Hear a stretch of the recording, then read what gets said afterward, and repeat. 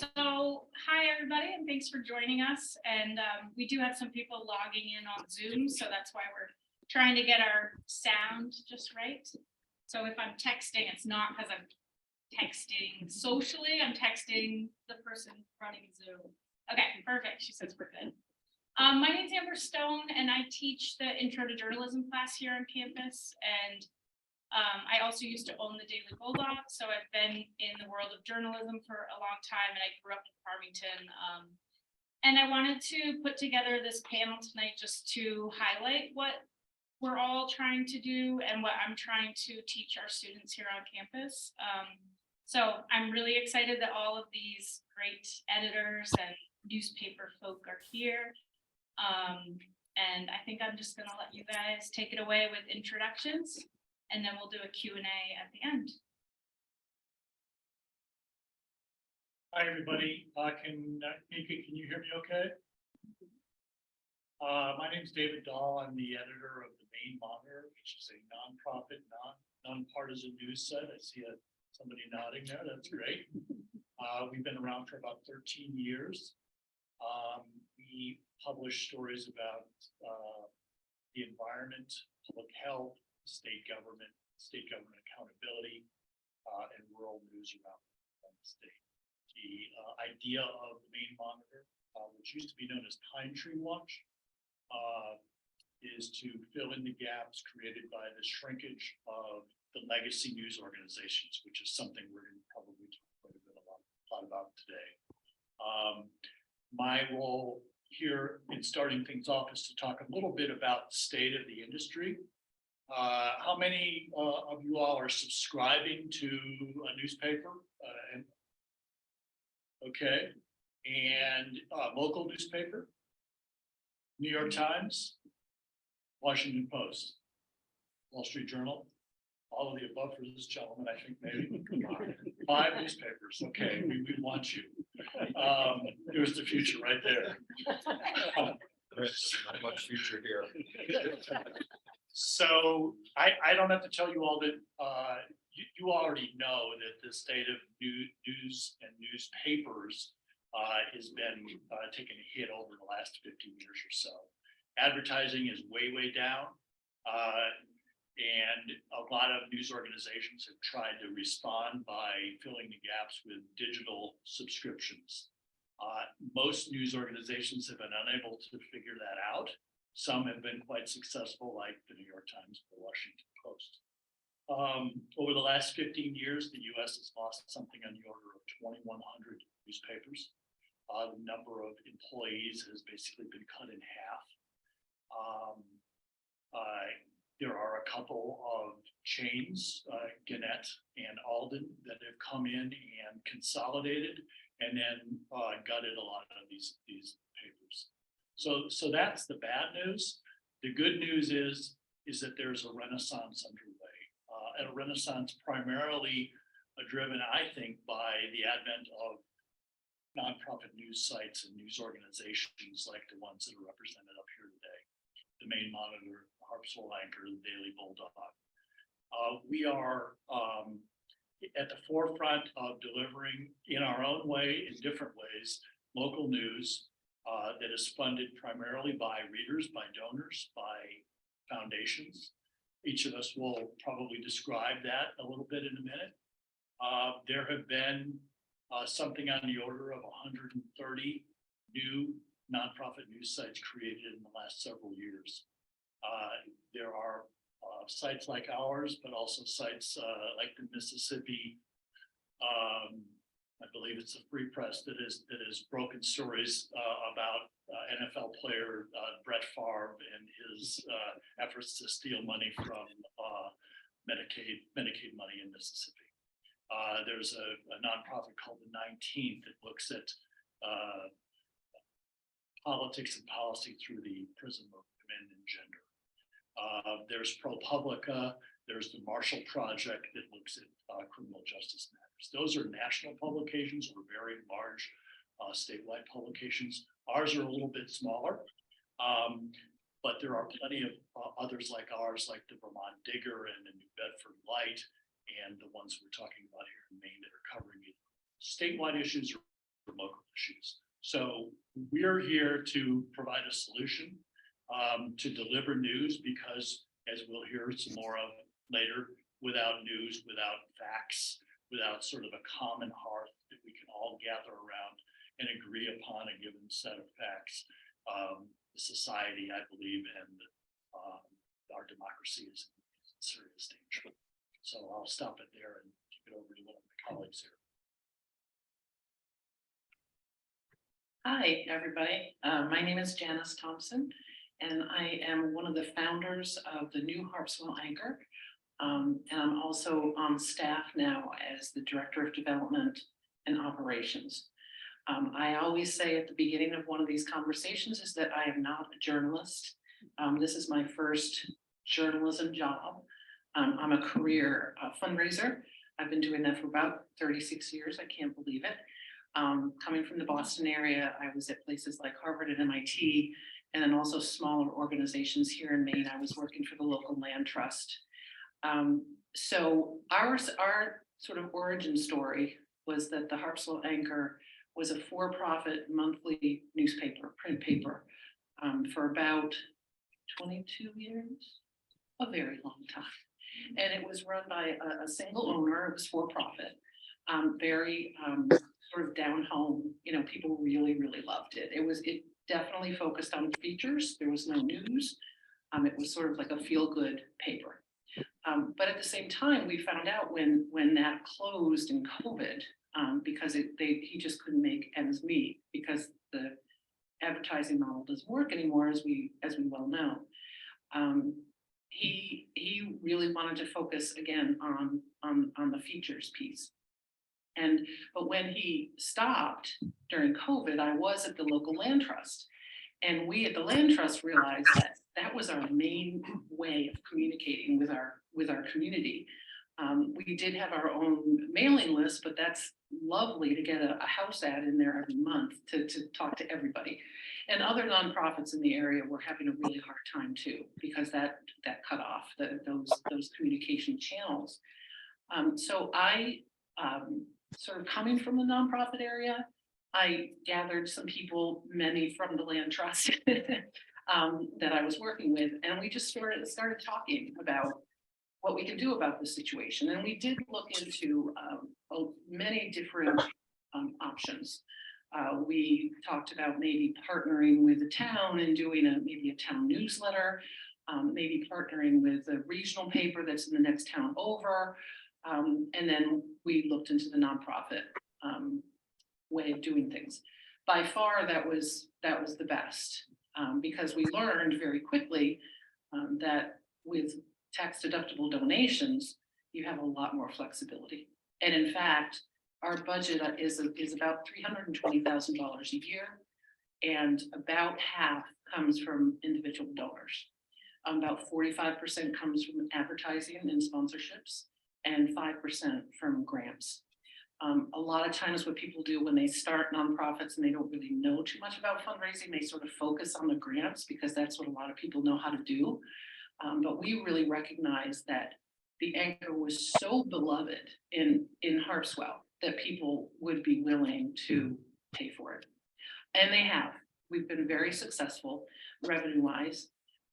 We became members of INN, the Institute for Nonprofit News, and they do a wonderful matching program at the end of the year, in November and December, where they raise millions of dollars from large national foundations, and they divide it up among the members. And then we raise our own money, and then that gets matched by these national foundations. So that has been really, really helpful to get us off the ground. So I just wanted to talk about that from the operations point of view. And this is my colleague, J.W. Oliver. We are very, it's a luxury really that we have a full-time editor to work on the editorial part. And then I run the business, and then I raise the money. We have a huge firewall between what JW does and what I do. So, and there's lots of transparency, like you can't be an anonymous donor. And so when people come to me with story ideas and complaints about story ideas, I could just say, I don't care if you've given $500, I don't say that, but I don't care if you've given $500. JW is the one to answer that, and vice versa. So we sort of feel like we are co-directors of the paper, and that has turned out to be a really good model. And he's a pleasure. Don't forget to. Thank you, Janice. Pleasure to work with you too. So I want to start by saying I'm a graduate of UMF. Graduated here in 2010. Lived in Black Hall. I was editor of the Flyer. Took journalism with Lee Etter. Had a great experience. I'm really enjoying being back here for probably the first time since shortly after I graduated. After graduation, I went to work. Actually, a week before graduation, I went to work for my hometown newspaper, the Lincoln County News. I stayed there for 11 years. Worked my way up reporter to deputy editor to editor. I was editor there for 5 years. I was the Maine Press Association's Journalist of the Year a number of years ago. And I eventually, that paper is a for-profit paper, and I saw the frustrations of the for-profit newspaper industry. I didn't have enough money to recruit and retain quality reporters. It's just the model doesn't work anymore when your expenses are going up and your income is going down. We all know that just in our household budgets, that is only sustainable for so long. So I came to a point where I was looking around for the next thing, and I saw the Anchor. I saw what they were doing. I was very intrigued by the nonprofit model, which is really pretty new in me. Oh, I'm sorry. That's for the Zoom audience. Oh, okay, thank you. So I was intrigued by the nonprofit model, which is fairly new here in Maine. There are a couple of papers that have been doing it for a while, but for the most part, it's experimental, and the coming in and taking over a publication that has essentially failed and resurrecting it as a nonprofit is it was an experiment, and it's been a really great success so far. And I have a lot I want to say about the journalism industry, and particularly for the journalism students here. I want to talk about job prospects in the journalism industry, but I guess first I'll turn it over to Andre for your introduction. Thanks, JW. Hi, everyone. My name is Andre Cormier. I work as the Executive Director for Central Maine Media Alliance, which is a nonprofit organization that was mostly just blue television, community access TV. And in late summer, early fall last year, we were able to acquire the Daily Bulldog as part of our operations. So in doing that, this was something that we had looked at working as an executive director for community access station.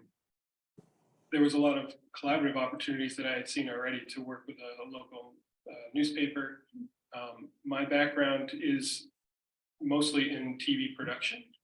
I started in 2002 at Channel 5 as a newscast director, and mostly worked on the production side of things. And so what I had seen for a long time and experienced was sort of two different things happening, where when I started there used to be a 6 o'clock news locally and when I started, we were going to expand to a 5:30.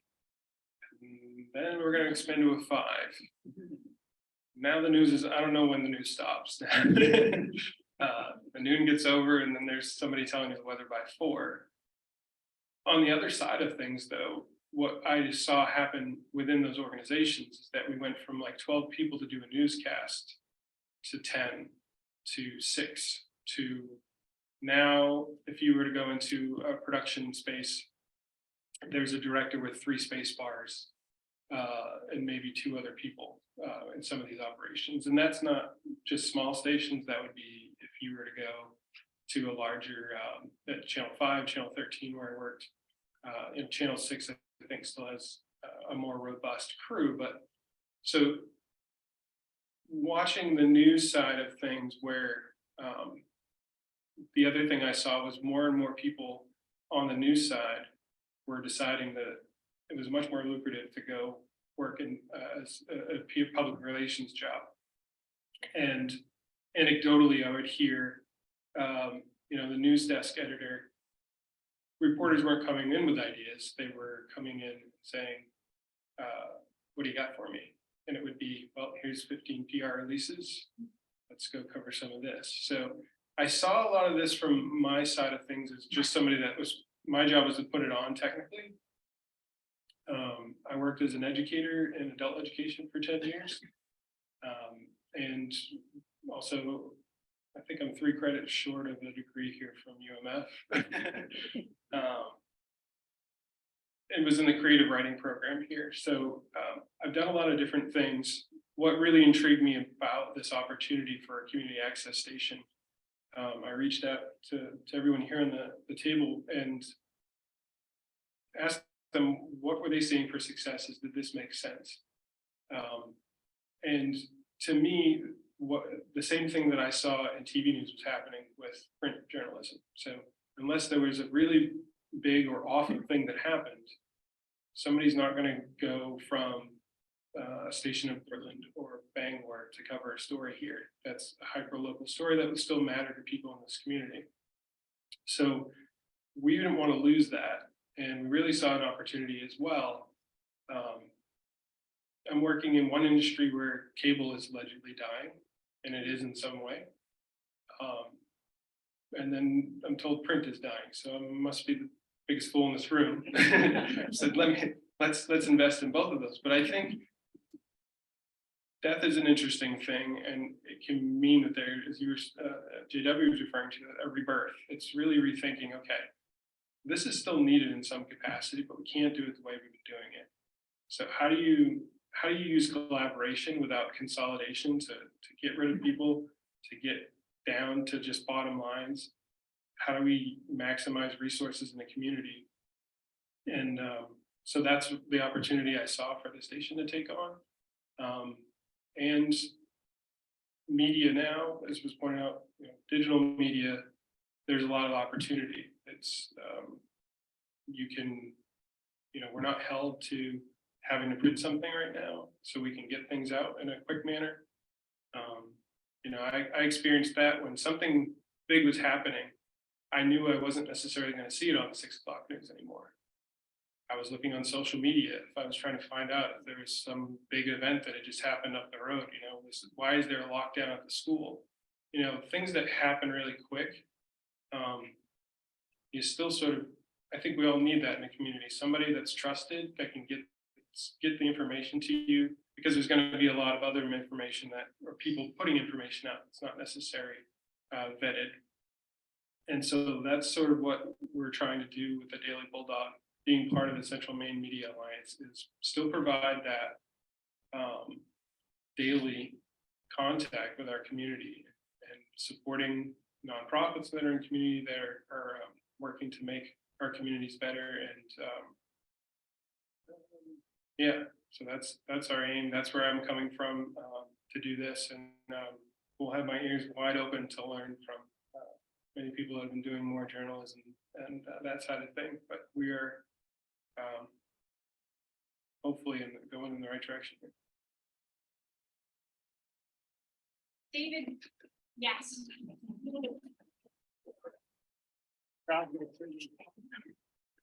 David, I was wondering if you could talk a little more about this renaissance and what it looks like locally or nationally or worldwide, and what's involved with that.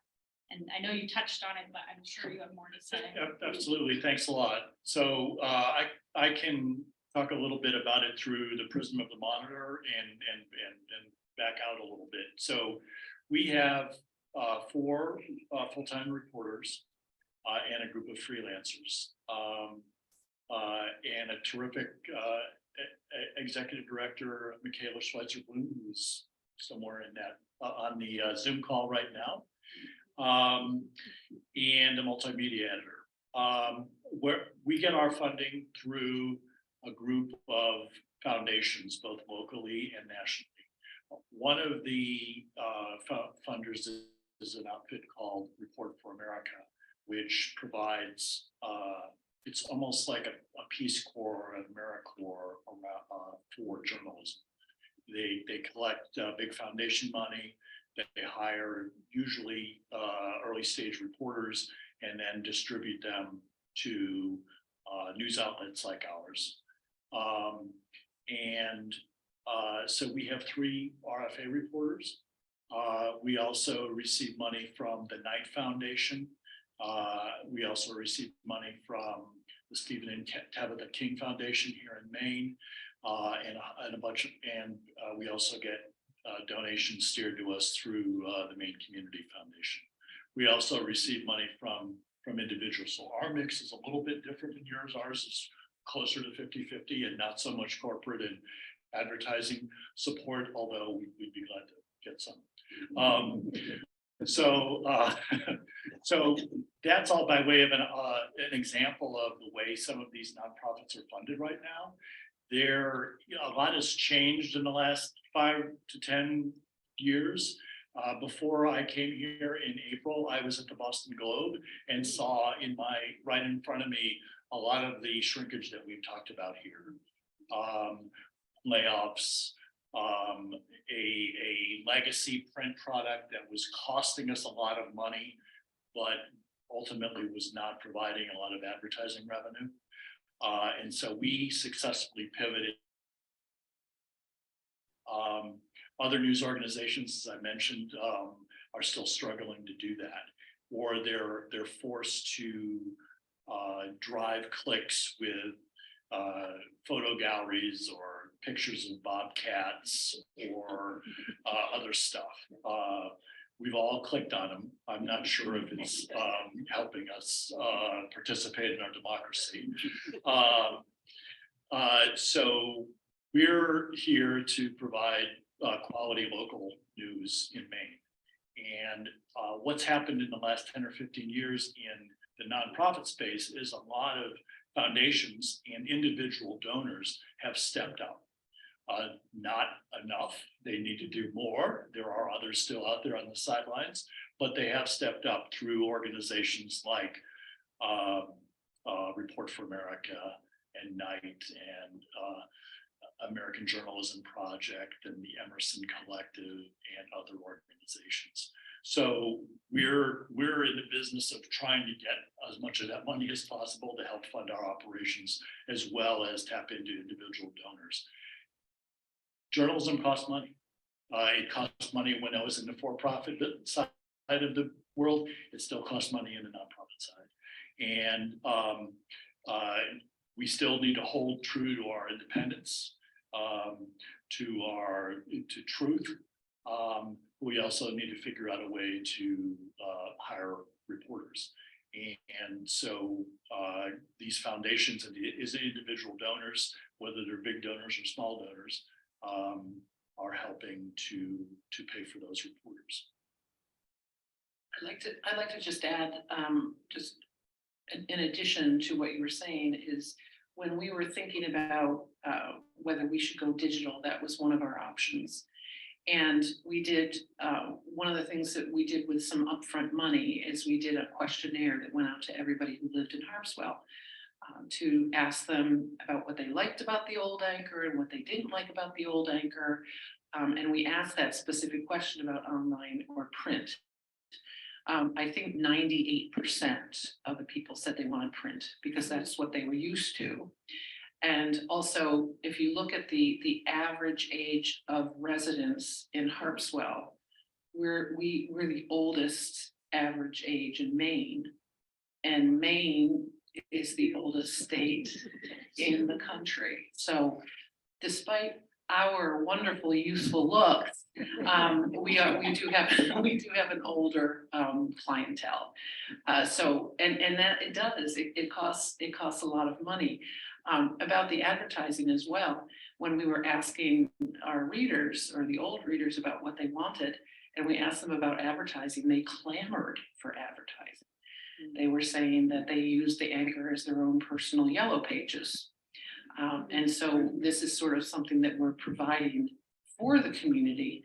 But the advertising dollars are a lot harder to get than both the grants and the individual donations, especially in this day of labor shortages. People are saying, a lot of the tradespeople in Harpswell say we already have enough business and we can't find people to work here. So we are now sort of going to the true sponsorship model, where a local business or nonprofit can just give basically a grant, a tax deductible donation, just like individuals do. And that's not necessarily connected to an advertisement. And that program is starting to take off. But one of the issues that we also had when we went from for-profit to nonprofit is that to get that message across that we are a nonprofit, that it's different now, and we need those donations every year after year. When we were relaunching the Anchor, there was a lot of money coming in. We called it Help Us Raise the Anchor, and people were giving us money, but then we had to get across that we need their money every year. So it's a constant struggle.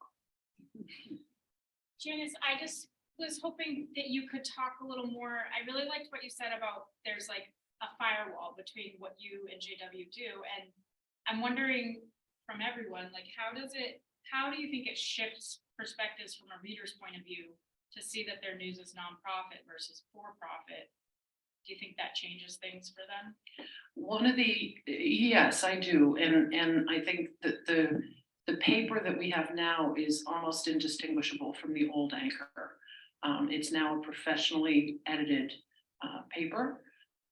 JW and our designer spend a long time making sure that it looks exactly right. And he could probably tell you more about this, but we're a newspaper. We are covering local news that we never did before. You might remember that 3 summers ago, there was international news at Harpswell because there was a shark killing. It wasn't in the local paper. So people are noticing that, but it really, on top of that, we have to always message about that nonprofit issue. We haven't hit too many bumps in the road. I mean, we haven't hit, I'm trying to think, I don't think we've had anybody to say, oh, I want you to write this and I want you to listen to me because I'm a supporter. But it's also a very small town. And I have Harpswell Anchor signs on my car. So people are always, coming up to talk to me.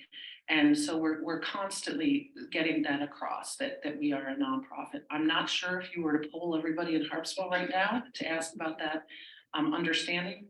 I don't know. But they're certainly liking the result.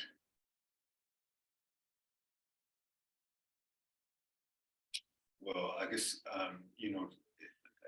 as far as the differences between the old newspaper, the old Anchor and the new Anchor,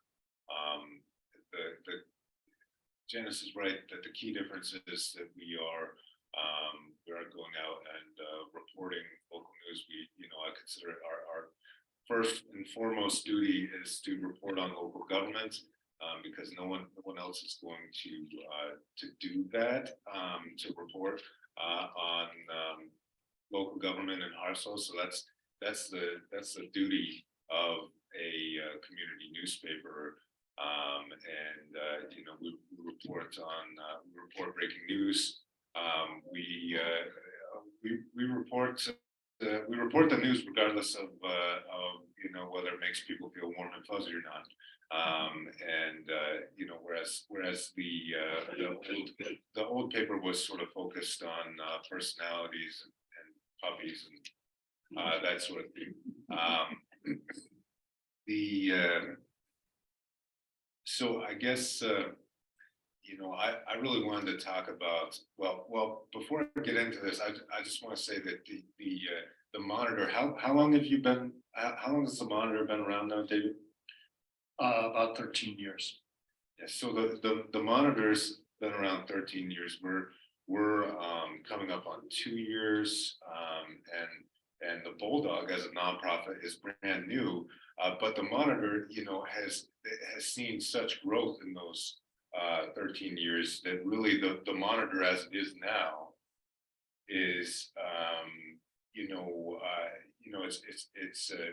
it's bigger, it's putting out more news. It's so when we talk about this renaissance, it really is something that's happening in the last few years. When before David, when the monitor started out, it was they might put out a story or a month, a couple of months, and it's just turned into a great news source, and your newsletters are not to make this all an advertisement for the Monitor, but the newsletters that I get for the Monitor, which I'm sure David can tell you how to sign up for, but they also curate. That's in my next segment. Don't give it away. They curate news from around the state, not just their own, but they're put out news from outlets all around the state and send out sort of a daily rundown of Maine news, which I look at every day. So this renaissance is really, it's something that's happening within the last few years here in Maine, and it's growing.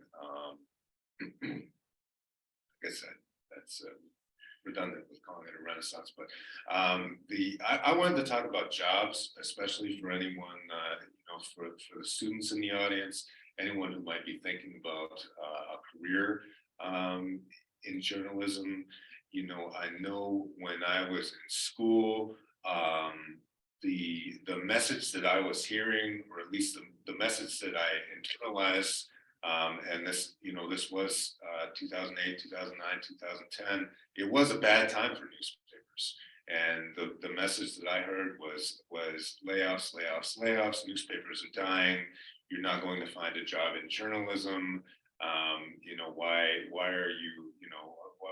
Why would you even think of pursuing this? And that hasn't been what I found. As I said, I started my first full-time job in journalism a week before graduation, and I've been employed full-time in journalism ever since then. And I've hired numerous people into journalism over the years. I'm hiring right now. I believe the Monitor is hiring, or just hired, or maybe both. We're always open for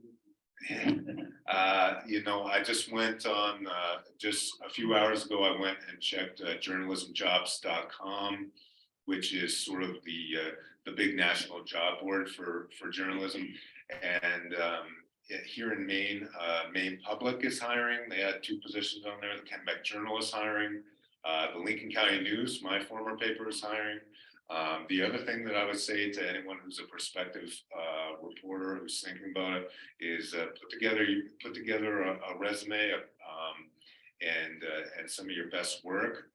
Can be student work that you're doing for the student paper, work that you did at an internship, and send it to news outlets in the area where you live, or throughout Maine, or wherever you might want to work, regardless of whether they're hiring or not. Turnover happens, and that's a place that the editor is going to, they might file that away when it first comes in, but 3 months later, when their reporter quits, that's a worthwhile worthwhile to send your resume out regardless of whether outlets are hiring. You know, I'm hiring right now. I just want to throw out a couple more tips. You know, write your, you know, even if it's just a short email, write something, you know, it doesn't have to be a super formal cover letter. Write something that's specific to the publication. Why would you want to work there? You know, follow, if you're responding to an ad, follow their instructions for an application, just so they can tell who you are as a candidate and whether how much you're actually interested in that job. Seek out internships while you're here at school. You know, I don't know if there's a Bulldog. A lot of my classmates interned at the Bulldog, and the Anchor offers internships. We have paid internships. My former paper, Lincoln County News, we always had paid internships. I'm not sure what they're doing now. I know the Monitor has had some excellent interns. Portland Press Herald has a strong internship program. So seek out those internships. That's going to give you some really valuable experience besides what you learn in class, besides what you do for the flyer. So come talk to me or talk to David or send me an email if you want more thoughts about how to find jobs in journalism. I'm happy to. I love talking about it. I was at a conference, Maine newspaper conference in October, and I talked to editor after publisher who was telling me, I need people. I've got a vacancy. I've got 2 vacancies. And I'm not getting applications like I used to. So there are jobs, there are journalism jobs out there. And also want to put in a little pitch while you're here in school. David and I both work with the Maine Press Association. We're on that organization's scholarship committee, and we have a scholarship that's available to journalism students. So watch for that. Get in touch with one of us. That's JW Janice and David Dahl do a University of Maine at Farmington. There's help available too if you're interested in a career in journalism in Maine. Thank you. Just piggyback off that a little bit. We are fortunate to actually have one of our freelance reporters in the room that's a student here. And part of what our nonprofit was designed to do when we were just a TV station is to come in and learn how to use media if they want to make short films, whatever they wanted to do. And so we try to be the same opportunity as was referenced. The Bulldog had interns before, as when it was a for-profit paper, and we continue to try to support opportunities for, we've got a lovely resource here with a creative writing program, English department. There's a lot here at U of F. So we're blessed to have something like that right here in the community. But anybody that's looking to write, to your point, and I think the other thing there is that you're not bound necessarily geographically, as you're pointing out. Send your work to different places, and the collaborative process of covering as we fill in these gaps. Sometimes something that's hyper local is very connected to something else that's statewide, and so really we can look to opportunities as a group up here, but also any media that's working to. There's an angle here, but there's also what's the big picture for an entire state sometimes or nationally. So anybody that's looking to write, definitely reach out, and you best advice I ever got, right? If you want to be a writer, you have to write. You've got to do it. So it's a really great opportunity to cut your teeth, whether it's publication for like the Bulldog or any of these organizations. So I know we probably want to take any questions anybody has, but just to sort of close the loop on the nice shout out that JW made to the Monitor. We're in a slightly different situation. The Harpswell Anchor clearly has a very loyal following, and I think you've got what would be called high name recognition. we're continuing to work on that. One of the things I focused on since starting in April was to build our audience, and to do that, we have created, as JW said, a couple of newsletters. We now have 4 free newsletters, and that's kind of our means of connecting with our audience. It's our distribution device, if you will, rather than the paper being thrown on your stoop and now arriving in your email box. So we're very focused on driving up, the number of people who are following our newsletters, which are free and available. There's a sign up, as JW said, on the way in the door. Do we want to go to questions, or do you want to have us talk about our stories? Or Yes. I think it would be great to hear if each of you have a favorite story or favorite moment from your paper that you want to share, or if that's too on the spot, we can just go to Q&A. And I think everyone in the audience knows about news deserts, and this is something we really talk about in class a lot, is just the bigger picture of why are we all sitting here, and why do we have hyper local newspapers, and why isn't it important to subscribe? And I think one of the best examples that I can think of is when the LEAP building exploded here in Farmington, and we had reporters from all over coming to Farmington and piling up to try to get interviews. But Ben Hanstein, who was the editor at the time, had Daryl Wood on, text, and he was sending him pictures. And I just think there's something really important to going back to your home paper and looking for a job and looking at URED, or, just knowing where you're reporting on is really important. And I don't know. So any shares that you want to do? Any aha moments? About our stories. Sure. Well, first I want to follow up on something David said, which is that about his newsletters being free, and all of the Monitor's content, I think, is free, and it's the same thing with the Anchor.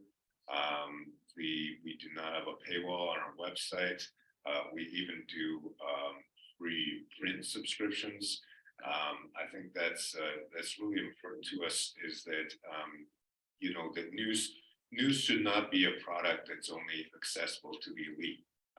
It should be, to be truly, we talk a lot about furthering democracy, and yes, I believe people should be willing to pay for news when they have the means, but we talk a lot about our role in democracy, and then we don't allow anyone to see our work unless they can. So I'm saying we, as in parts of the industry, but we all our content is available for free. Not only is it available for free on our website, we make it available to our news partners, including the regional for-profit Daily in our community has run several of our stories at no charge to them for that. They also run the Monitor stories regularly, and the reason that they love our stories and the Monitor stories is because that for-profit newspaper has been decimated by cuts to its staff, and is trying to put out a product that it doesn't have the people to put out anymore. So I think free is an important part of the nonprofit equation, at least as our organizations are concerned. As far as stories, I'm not going to bore everyone with a lot of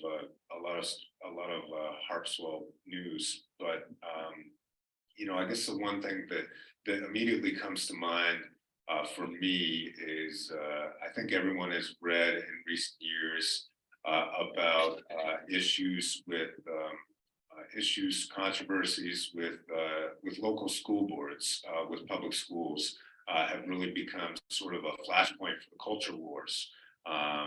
Whether it's book bans or policies for transgender students, or all these sort of cultural issues that have drawn attention and have made your local school board, which is probably usually a pretty quiet meeting and a place where routine business of governing the schools gets done, has really been put into turmoil. And the school board in the Harpswell area is no exception. They have just an incredible level of conflict and drama, I suppose, at the school board, a lot of turnover in the school district administration. And, before the paper came in, Harpswell sends 4 representatives to that school board. And before this group resurrected the Anchor, 2 of those 4 representatives, I would say, were sort of far right agitators, and they had been elected. They had been elected. One of them was elected because they were the only person on the ballot. Another person was not. There were no candidates on the ballot, and that person was elected with a handful of write-in votes by essentially calling up some friends on the day of the election and saying, "I'd like to be on the school board. Write my name in." And those people did not necessarily represent the views of the majority of the town. But part of the problem when you become a news desert is that public participation in elections drops. Candidates don't run for office. People don't vote because they don't know who's running or what the issues are. So since we have come in, since we're interviewing all the candidates, we're reporting on what's happening in the school district. Every election since we came in has been very competitive. It's not our agenda to get certain people elected, but it is our agenda to provide the community with information so that they can elect people who represent the community. And the 2 people that I mentioned who were on the board, one of them quit, and the other one was voted out. And I would say that the school board is now much more representative of its community. Happens to be a blue community. Again, that's not our agenda to further any political agenda. We're nonpartisan. We interview all the candidates alike, ask them the same questions. But it is our job to make sure that voters have the information they need to make good decisions and to run for office if they feel that's necessary. There's a lot of stories that we've done that have had impact, but just being present to let people know what's going on in their local government is the biggest single success. I'd also like to add to that, because I totally agree with what JW was saying about the awareness of what's going on in the school board. And just to give you another little vignette about that, I think it was last fall that at the school board, there was a lot of hoopla about what the parents were saying was a sex and drugs questionnaire that went to the kids without the parents knowing it. And this was very invasive, and that wasn't very right. It went into the parents' rights issue, all of that. The way that they were presenting this questionnaire, anybody would say, oh, this is a horrible thing. JW decided, well, gee, I wonder what the questionnaire actually looks like. Huh? And it took him actually a while to do that. He had to invoke the Freedom of Information Act to get it from the superintendent. And all he did was he published it. And people can make up their own minds. They're not stupid, so he just said, this is what you're talking about. That little tiny little simple thing should be common sense. I see you chuckling. I mean, right? It should be common sense, but it's not these days. So I really am so proud to be in little tiny Harpswell. but we're sort of setting up a model, I think, of how to do hyper-local news in a truly nonpartisan way. And the interesting thing is because we've gotten some positive press. We were written up in the Down East magazine and Portland Press Herald. Bill Nimitz did a wonderful feature on us. We're actually getting calls from nonprofit newsroom startups from across the country asking us, well, how did you do it?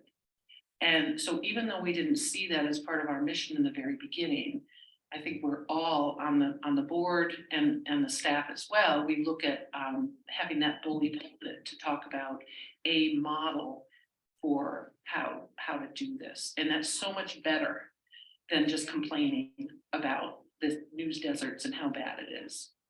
I just wanted to switch gears too. I wanted to mention another thing that JW was talking about free content. To illustrate that a little bit, when we were first starting out, we were thinking about these subscriptions. So we have, our town increases by a factor of 2 in the summer. We have a lot of summer people. And they were getting subscriptions, a monthly mailing of the paper. And so we wanted to do that as well. And we were thinking about, well, how much should we price this? And we decided, we looked at the actual costs for doing this. One of the things is that we do send it first class, because if it were bulk rate, they'd be getting the paper 2 and 3 weeks later. And we didn't want to do that. So it is a premium. So taking the postage and all the envelopes and all of that, probably about $40 for a subscription. So in the beginning, we said, okay, we could do this for $40. And so people gave us $40 for their subscriptions. As a fundraiser and knowing some people in the community, there were people who were giving $40 who could give us a lot more money. The problem with giving $40 in September for a subscription and you get an appeal in November, December, people say, I've already given to the Anchor. So we decided in the fall to say, okay, they're going to be free and they're supported by tax deductible donations. So you can order it online and then there's a little pop-up that says, thank you so much. Do you want to give a gift? Nobody gave gifts. So I'm like, oh my gosh, this experiment is a failure. Then Newsmatch comes along and we ask people for tax deductible donations. And at the end of that, we looked at the people who were subscribers and the average gift was $268. So this is another example of someone coined it, I didn't, actually Dan Dinsmore might have, why it pays to be free. So what we really look at is we put out the best product as we can, and we're going to engage the community through a lot of different ways. We have a very strong volunteer group. They can give story ideas, calendar subscriptions, or calendar submissions, advertising. We say this paper is your paper. And if we can do that throughout the year, then the money comes in really easy. So I'll just this is a great story. So congratulations. We are just a couple of stories that you might have heard about that the Monitor has done. You might not have seen them in the Monitor because, as JW said, our stories are distributed and republished in news organizations around the state. So the Press Herald and Bangor Daily News frequently republish our stories. 2 stories. One, we did a series called Eavesdropping by Samantha Hogan. She found that Maine's county jails are recording conversations between inmates and their lawyers, and then in some cases sharing those recordings with law enforcement, which would seem to be, a violation of their constitutional rights. I'm not a lawyer, but I see a lot of people nodding, so they must be true. So that has prompted a review by the legislature. Individual county jails have tightened up their policies. The contractor that oversees the phone system for the county jails has tightened up its policies, and we're expecting a little more action from the legislature this spring. That story took a lawsuit, dozens of public information requests, several, I think a couple of years worth of work by one of the most dogged reporters I've ever worked with, and it's still ongoing. It's another example of kind of the problems within the criminal justice system that Samantha has uncovered. So that's one story. Second story is a project we called The Unstoppable Ocean. We're 99% digital publication. You have on your chairs here the print version of Unstoppable Ocean. That is a story about 10 communities up and down the coast of Maine and how they are reacting to the rising seas created by climate change. By Kate Koff. So we partnered with Down East Magazine. We conducted a couple of public events to amplify the story. We worked with the Pulitzer Center on funding for that. So those are two stories that told us more about the communities that we live in, more about the climate climate change we're experiencing, more about justice in the state of Maine. I just wanted to also add that I forgot the punchline about the Freedom of Information Act, which is the questionnaire was not a sex and drug questionnaire. It was a health questionnaire. It was voluntary. It was anonymous, and it was about all different things having to do with health. You know, your diet and exercise and mental health, and all of that. So, and the funny thing is, after JW published that, no one talked about it anymore at the school community. Okay, I'm getting some questions from our Zoom participants. Are we ready? So David, how does the Monitor approach its stories since you aren't local to a town but cover the state? Great question. So we aren't driving traffic to our site with those cat pictures. Our reporters are given the luxury of spending at least a couple of weeks and sometimes several months on individual stories. So we have to select our targets of opportunity very carefully. Right now, 3 reporters are on long-term projects. I hope they'll get published soonish. But the idea is to carefully pursue facts, pursue the story, write stories that are distinctive and perhaps create change within our society. We're also doing a little bit of work in one county, Washington County. One of our missions has been to fill in those news deserts. And so we are working diligently on covering Washington County with a freelance reporter and some work by me and a few others on the staff. We have also started a newsletter. There are 2 small papers in Washington County, but nobody in our mind was really doing sort of county level stories on a consistent basis.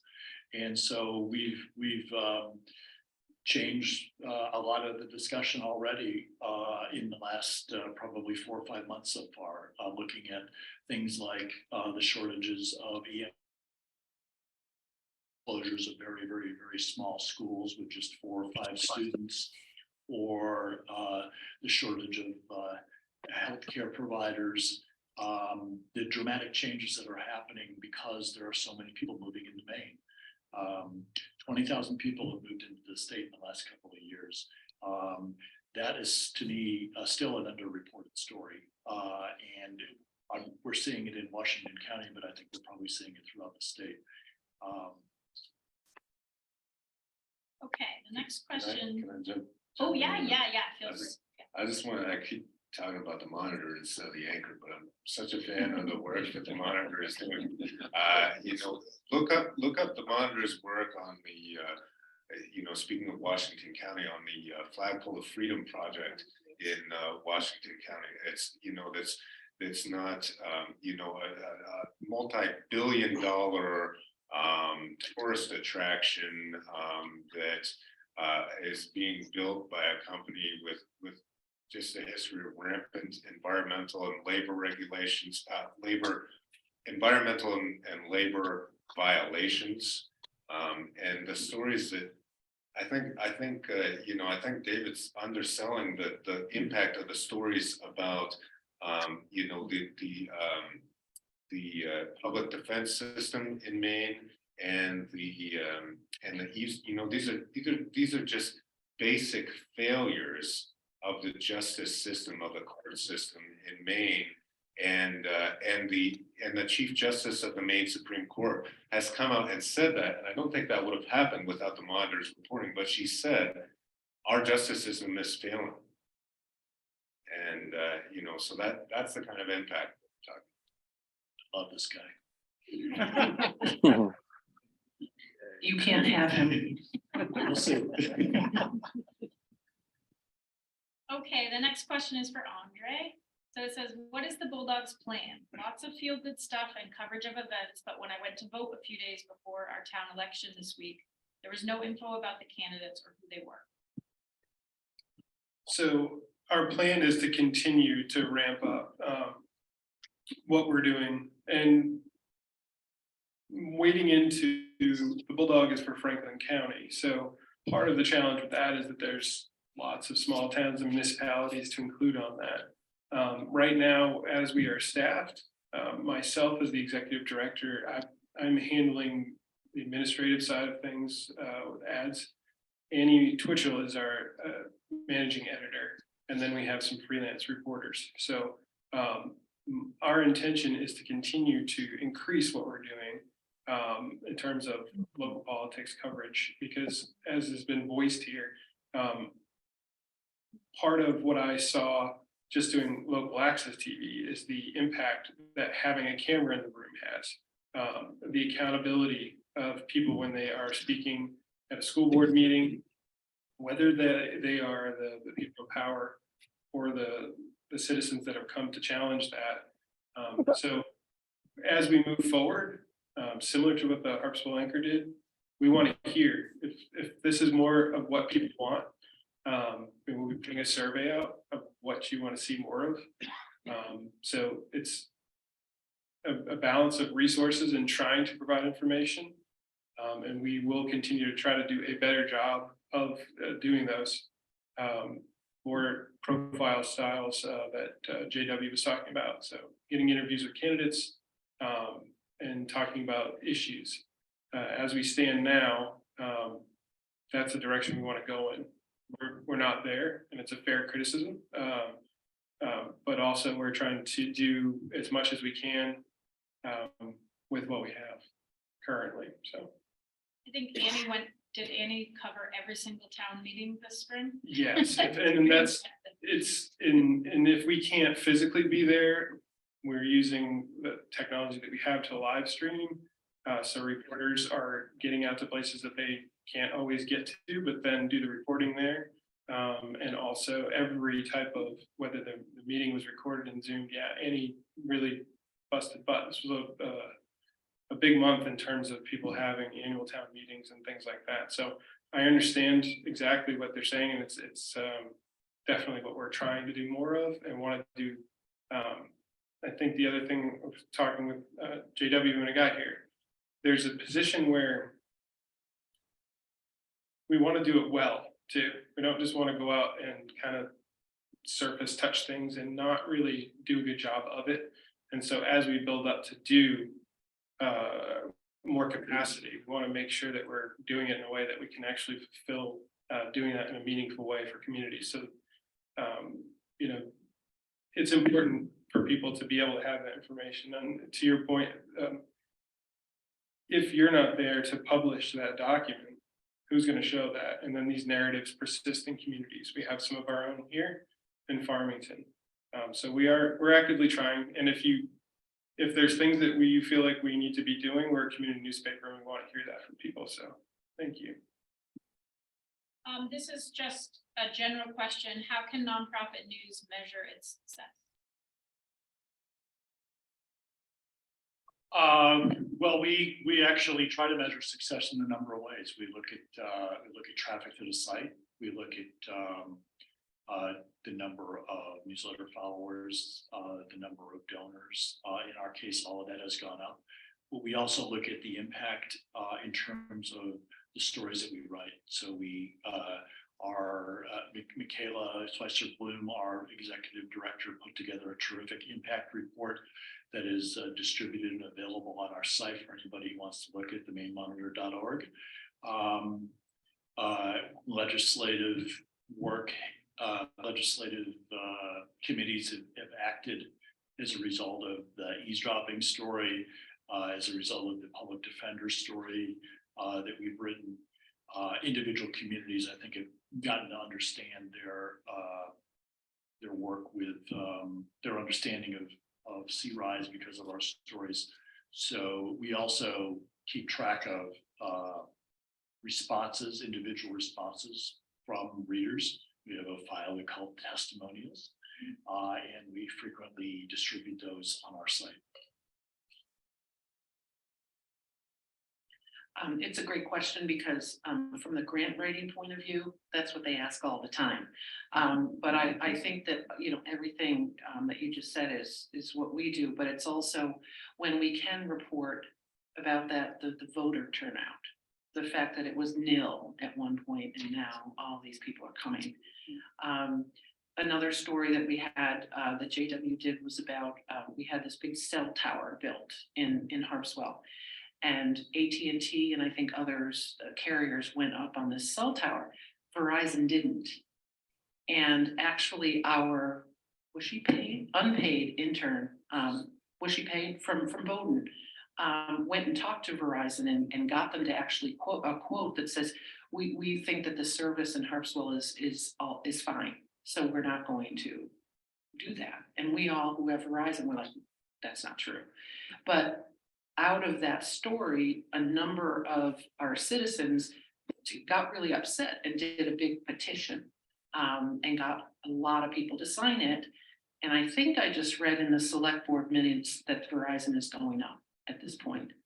So when we can measure changes of behavior, I think that's really important.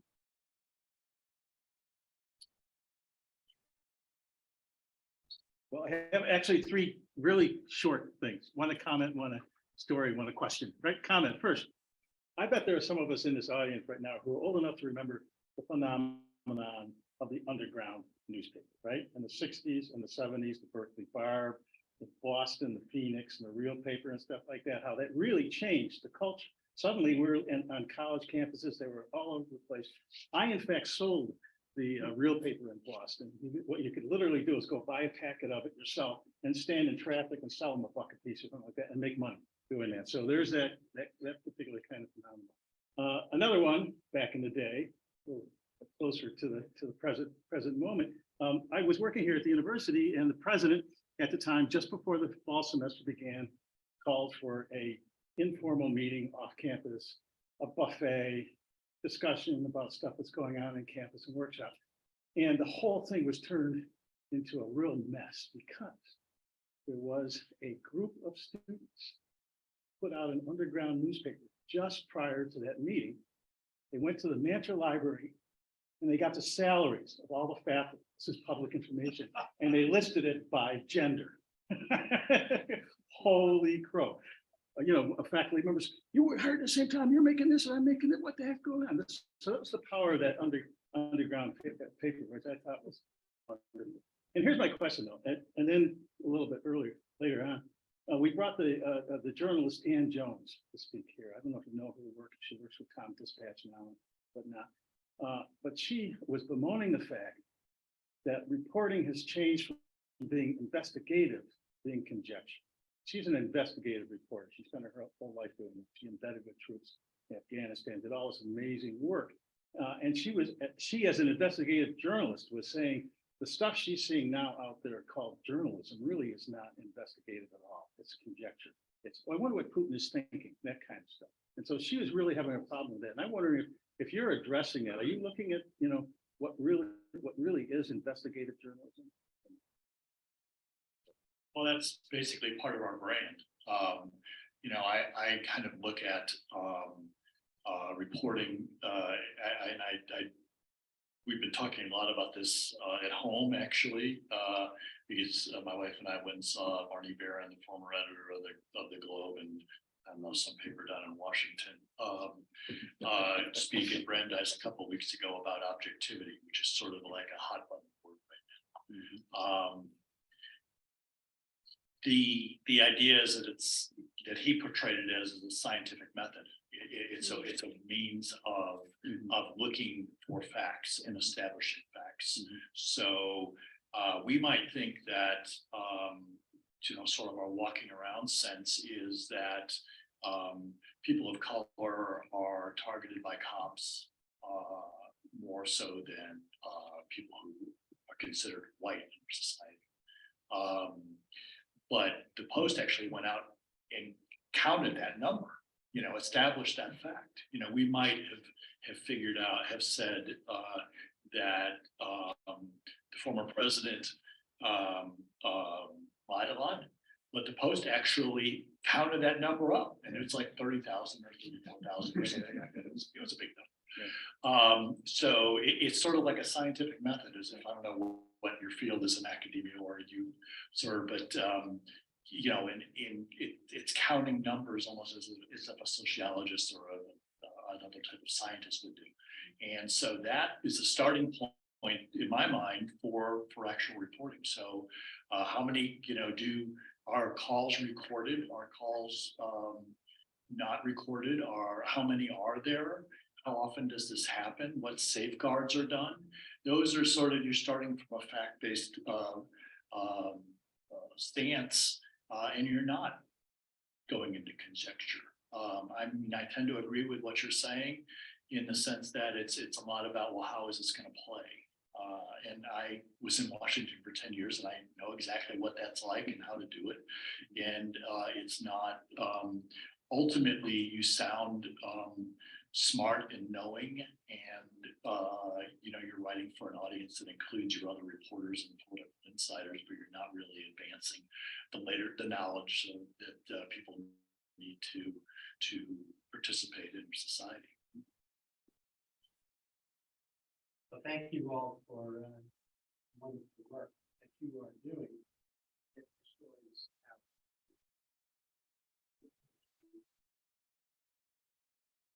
We have, Should we repeat?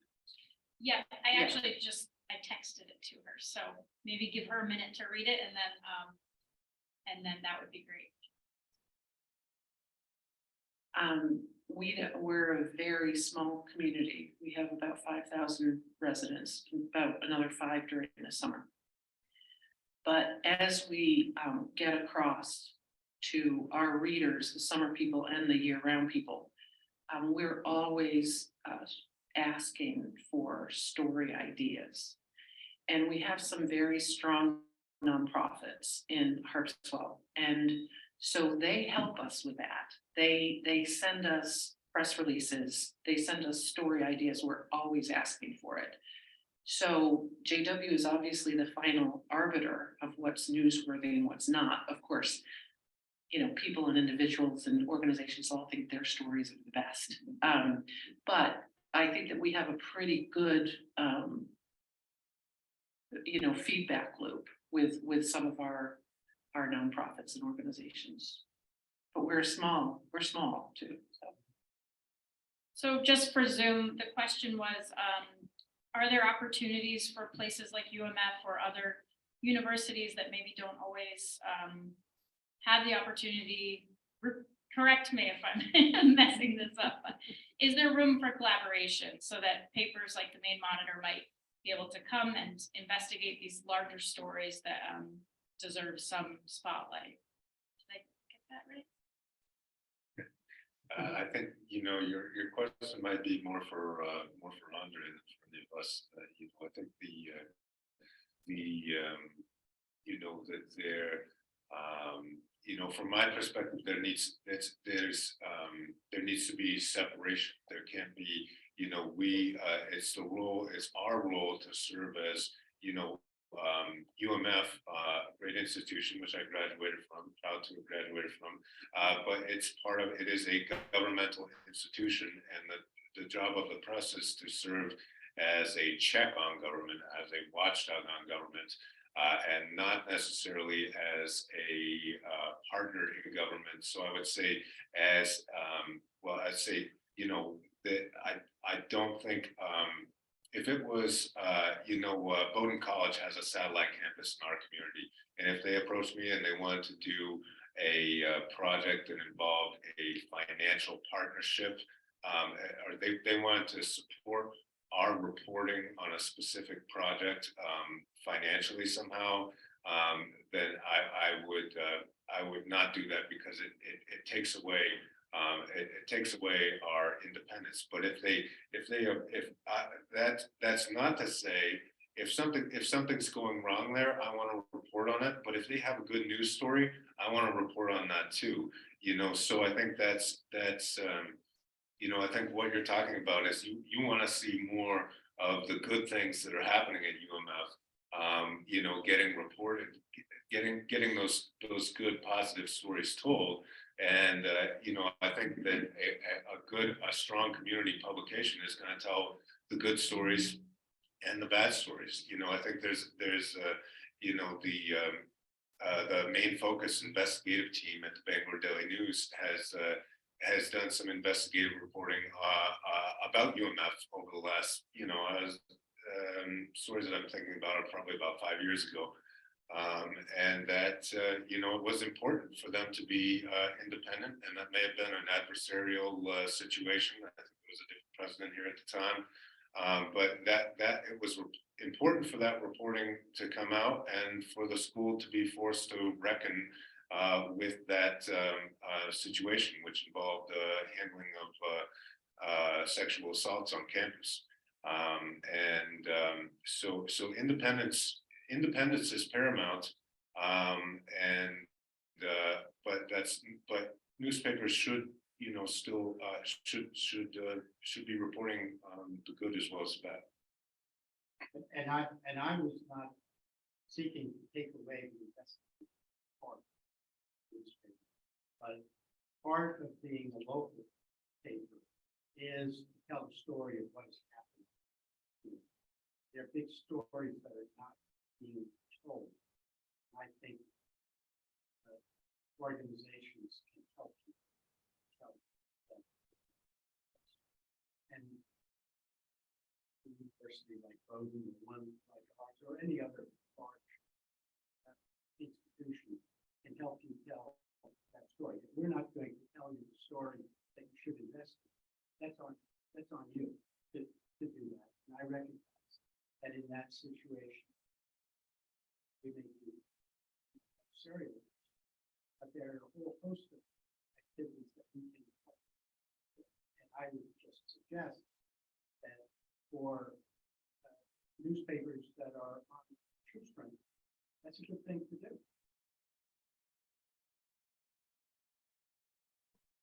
Can I say something real quick? Oh, yeah, of course. Just that, I think what I hear you saying is what I hear lots of organizations say. There's a lot of good stories. And often, it leads sort of thing. People are focused on, we've got to cover the bad things that happen in the community too, or be investigative. But we try to balance that, and because that's not the total story. That's not the whole story of the community, right? To JW's point, I think it's important for me, and I think it's important for people who are going to trust you as a news source too, that you do have to have, there's so much, I think right now, people, even with facts that are presented, will still believe a narrative, even if it goes in the face of evidence that's being presented. And so I think it's a real challenge. I mean, media in general have been demonized.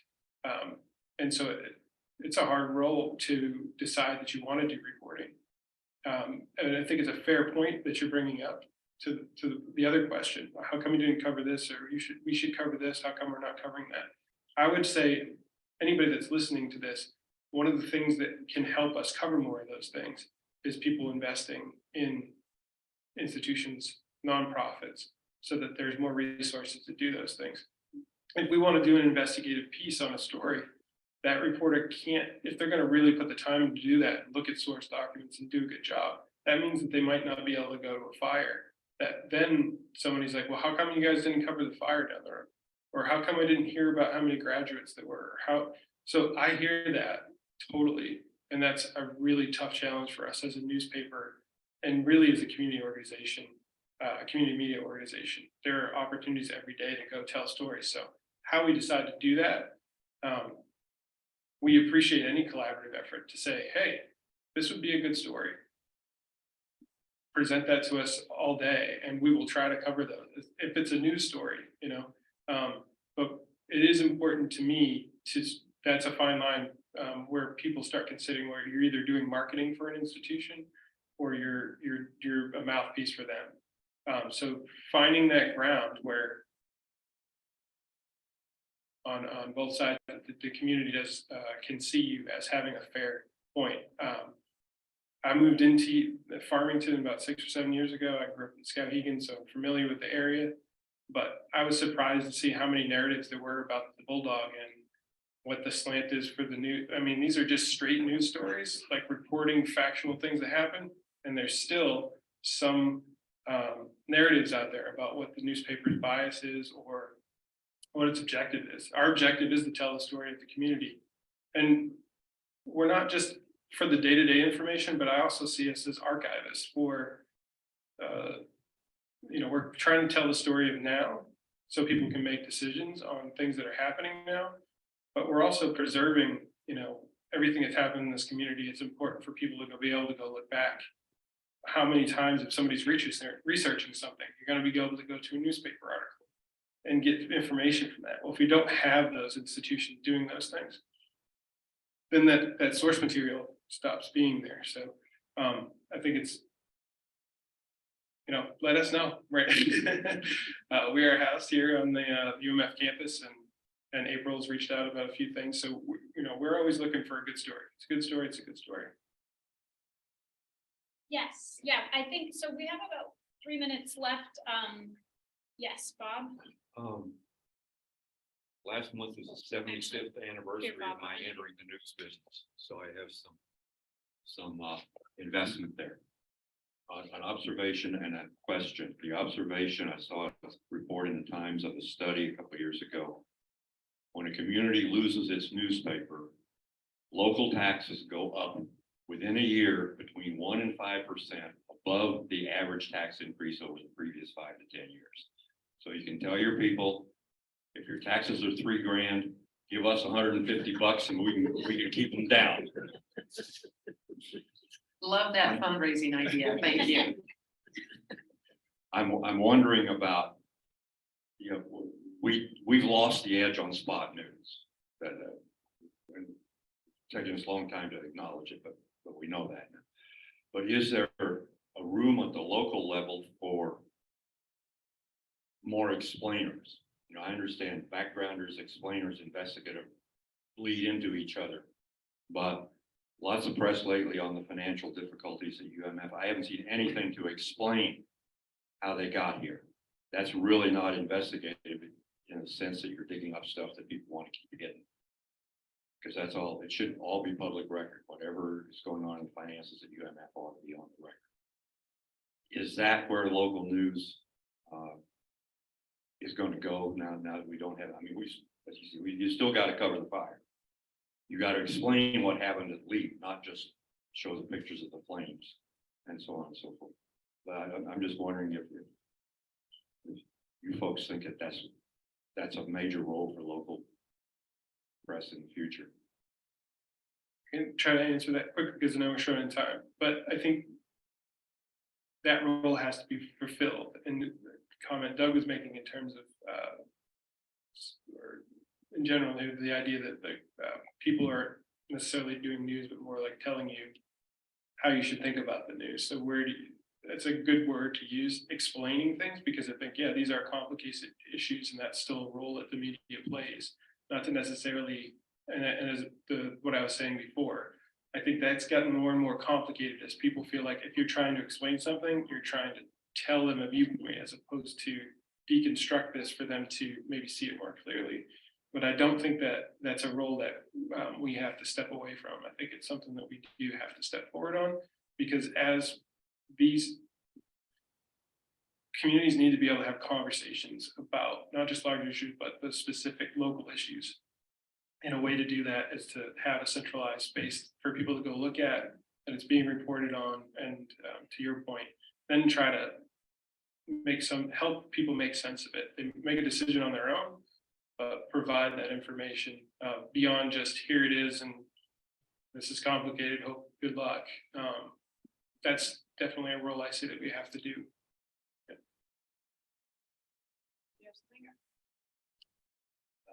Yeah, I just wanted to add that we, you know, a growing part of journalism is called solutions journalism or solutions-based journalism, and so we might not only explain in your example, okay, how did UMF get to its current financial state, but what are some options for reversing the trends, whether it's declining enrollment or whatever it turns out the issue is.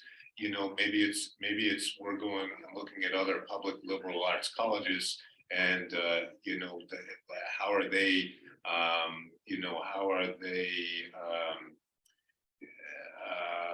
bringing in more students, or you know, it might be looking at options, looking at solutions rather than just problems. John, last question.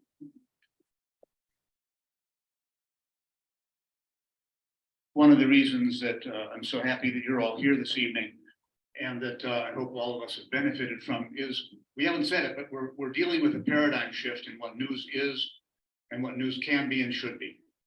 And you four are dealing with it on a statewide level, on a local level, on a local level with the Bulldog. I mean, who would have thunk what the Bulldog was going to be doing or could do or still can do? And unless we start talking about exactly what we're talking about tonight, especially for the journalism students in the room, your students, among others, this is what has to happen. If we can't deal with those shifts, we're up shit creek, and we don't want to be there. And so keep going. Deeply appreciate you all being here this evening, and let's just keep it working and do the best we can. Thank you. No question, just applause. Yeah.